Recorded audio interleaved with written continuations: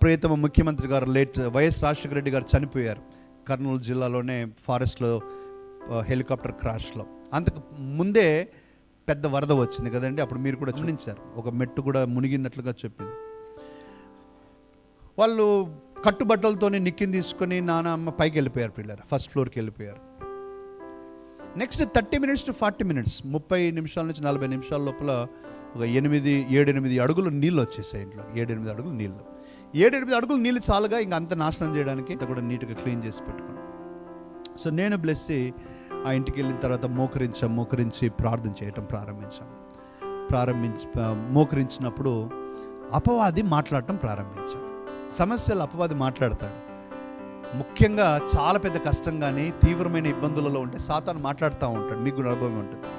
సాతాను నాతో మాట్లాడటం ప్రారంభించాడు. ఏమని మాట్లాడుతూ ఉన్నాడు, నువ్వు దేవుడి సేవకుడవు కదా, ఎంత అన్యాయస్తుడు దేవుడు, నిన్ను కాపాడలేడా?